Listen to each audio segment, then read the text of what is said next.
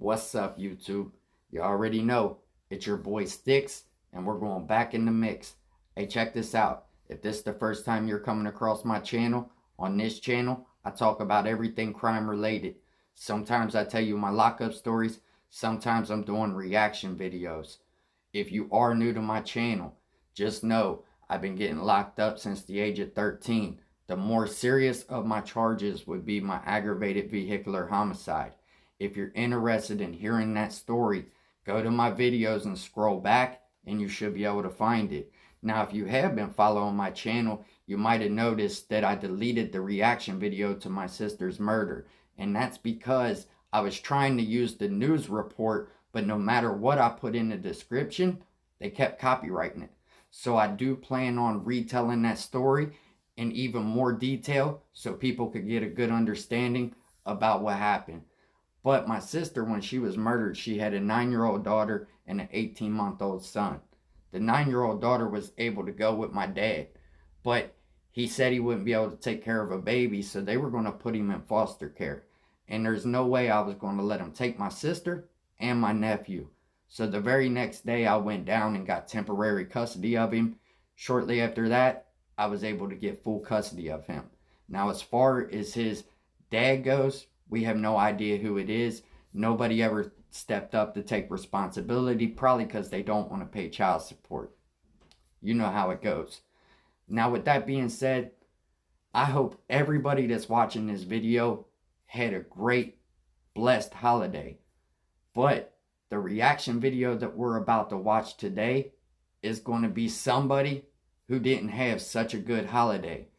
They actually woke up inside of jail. Let's get into this and see what's going on. Come on.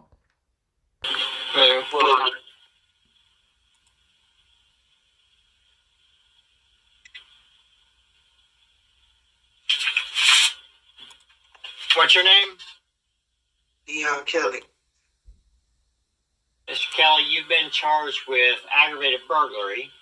That would be a Class C felony if convicted, and you've been charged with vandalism involving damage. I can't talk to you this morning. Vandalism involving damage or destruction to property valued over $1,000. That would be a Class E felony if convicted. You understand what you're charged with? I do, but I really don't know how I got these charges or where. Like, I don't know the location. Would you like me to read the allegations? I was blacked out drunk. I don't know what's going on. I'm not even from here. Would you like me to read the allegations? Yes. So check this out. Basically, this guy couldn't control his alcohol, got blacked out drunk, caught some charges that could possibly change his life for a while. Let's see what they read off. Come on. Says this incident occurred on or about Friday, December 30th, 2022 at 6:53 a.m. at 3269 Wimpole Avenue, Wimpole. On that day, time, and location, the affiant, being the officer who swore out the warrant, responded to a burglary residential. Upon my arrival, I observed the defendant, later identified as Deon Kelly, pounding on the victim's door and screaming. I heard the crack of wood splintering as Deon busted through the door. I met with both victims, Brenda McClellan and Ronald Peterson. Brenda and Ronald did not know Deon and had never seen him before. While Deon was banging on the door, they told Deon numerous times to leave the location. The back security door was unlocked, but the inner door had been locked with a deadbolt. During the incident, Deon damaged the rear door's frame, caused one of the dining room table's legs to break, in turn causing a fryer to fall, spilling grease on the wood floor. The damage was estimated to be $2,300.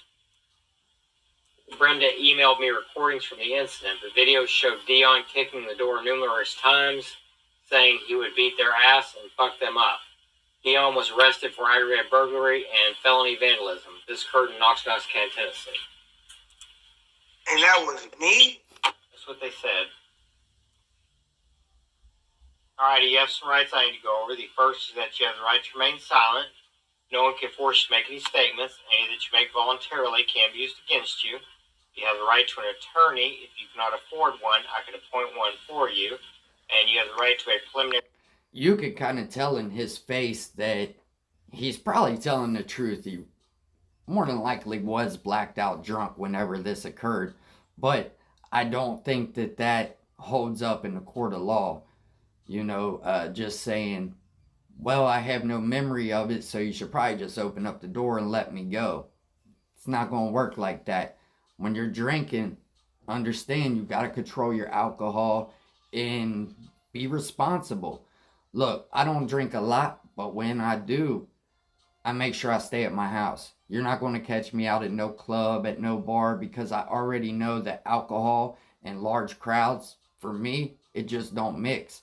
And I don't want to be like this guy waking up in the county jail tucked into my shirt because they keep it freezing cold in there.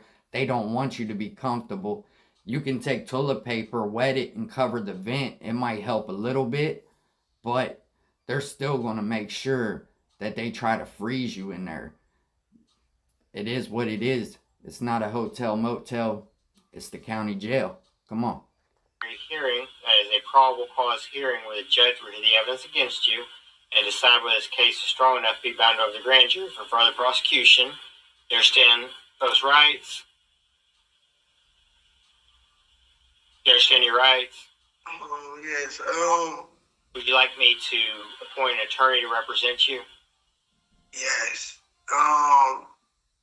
This is so confusing. Okay. I need to ask you some questions on those, make sure you qualify, as well as to set your bond. So you raise your right hand and be sworn in. This is the uniform affidavit of indigency that you filled out of the jail. You swear or affirm that everything you filled out on this form, any testimony you give is true and accurate. Yeah. Put your hand down. I haven't got a phone call since I've been here. I haven't got any sheets or blankets or face towels. I don't want to sound insensitive, but right now we have to deal with something else. As far as how they run their jail, I can't tell them how to run their jail. If there's something going on that's not lawful, that's something to discuss with an attorney, but we're getting there. Alrighty. So, you have a job? No. In property, a house or car that you own? No. Any other forms of income or assets? No. You live here? Now look, I'm no type of judge. Nobody should be judging this man, but he definitely looks like he's got to be 40 plus. And he owns no car. He owns nothing. It's a vicious cycle. And I can remember me being in that same cycle, and I was telling myself, there is no way that I'm going to be 40 years old with nothing. Basically, if this isn't working, you need to definitely change something. No. Where you live? Michigan. You have family here, friends, job? Friend. And is there anybody that vouch for your liability to show up in court? Yes. Who would that be? My mother.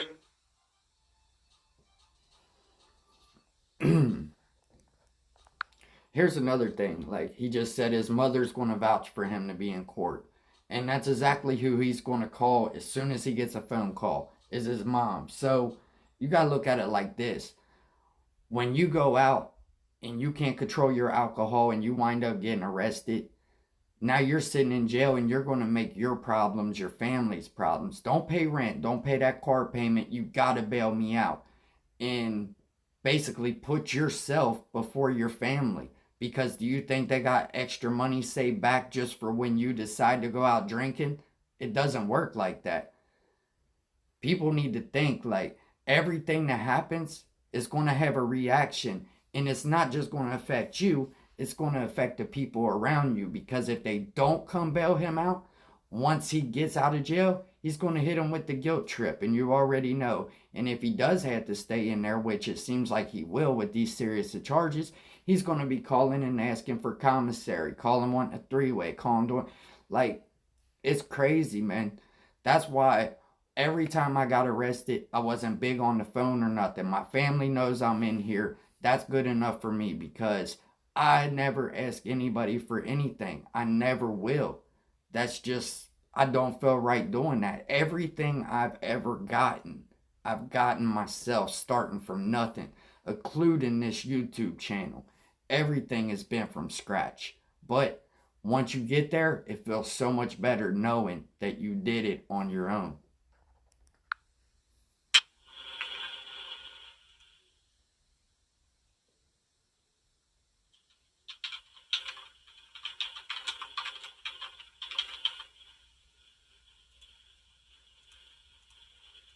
I'm gonna set the bond on the aggravated burglary at $3,000.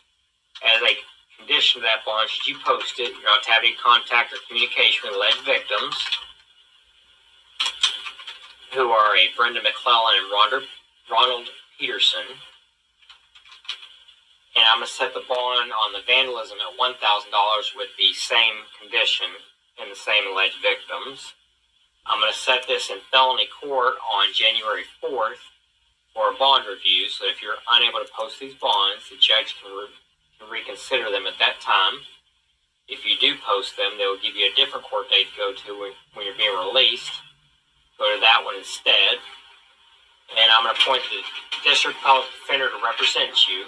That is an office full of attorneys. They'll assign one to your case. They have the number of the public defender's office to jail. Try and get a hold of them prior to your court date, which if you don't post bond, will be on Wednesday. And there is a $50 fee for the appointment of counsel.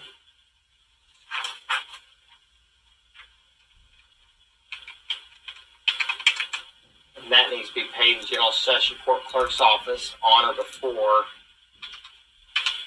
January 14th.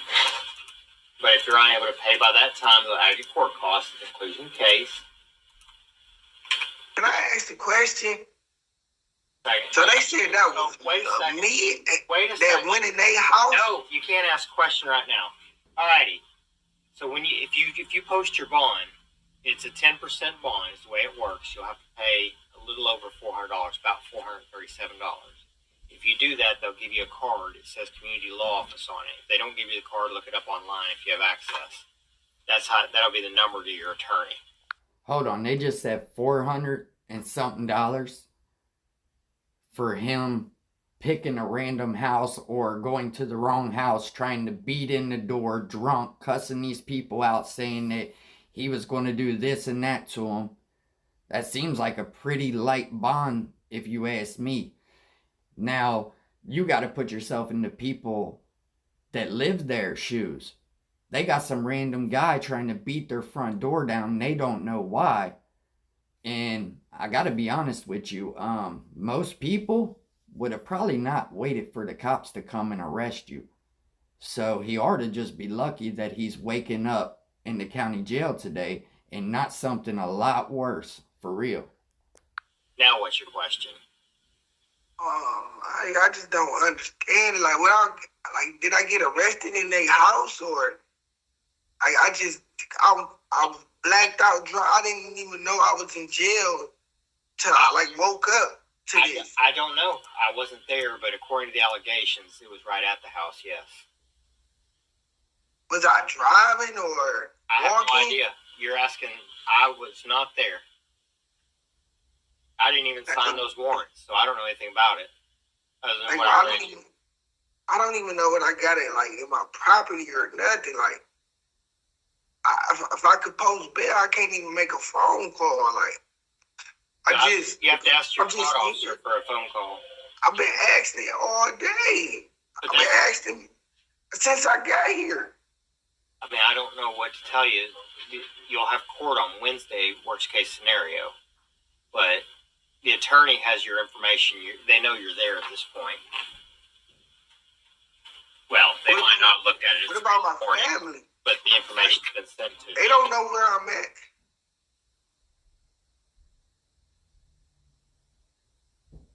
Like, look, I haven't even got on no shoes. Like, I don't get it, man. I just don't get it. But something I don't even, I just don't know what to say. I don't know what to say either. None of that has anything to do with arraignment, which is what we're here for. And you'll have an opportunity to talk with an attorney. The worst case scenario, that happens Wednesday. I'm just wondering, is this his first time in the county jail? Because he's talking like no blanket, no shoes, no nothing like that. You know, all those rights that you supposedly have, once you hit lockup, nah, they tell you what to do, when to do it, how to do it, where you're going to do it. And they're not worrying about you getting a phone call. They're not worrying about you being comfortable. They're not worried about your family knowing where you're at. You are a grown adult. You got to take some responsibility and start to understand that there's consequences for your actions. Now, I don't want anybody to have to go through something like this where they wake up in jail and could be facing serious felony charges. But that just comes with being responsible, especially if you're going to drink and do drugs and that's what you choose to do with your life. That's you. But you got to understand that these negative actions are going to come with consequences. So don't cry about it now. Can I call somebody to see if they can come and get me out? Again, I don't have anything to do with that. I do your arraignment. That's it. I'm not the be all end all of everything. We're just doing arraignments here. Like if I have money in my Again, that has nothing to do with me. I believe anything that we have to do for arraignment is already done. That's all I have for you. Alright, well that's it. I really just wanted to make a quick video to let you guys know that I didn't disappear and I plan on uploading at least one video every day. Now look, I know when you do that, they don't get a lot of views, but at least it shows the YouTube algorithm that I'm serious about putting out content. I don't know if I mentioned this before, but 3 years ago, New Year's Eve, my sister was murdered. So the holiday times are always kind of a struggle for me. You know, a lot of the people that I used to look forward to celebrating these holidays with are no longer here anymore. So just bear with me. I'm going to be starting to drop a lot of videos.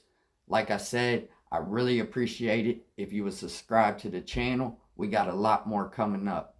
But look, this guy is getting ready to go back to his cell, use the toilet paper roll as a pillow, tuck into his shirt, get into a ball, and try to stay warm. And that's it. Maybe try to sleep off your time or just keep pacing the cell back and forth looking out the window. What else is there to do? It's lockup. But check this out. Until next time, hold your head and stay away from being blacked out drunk.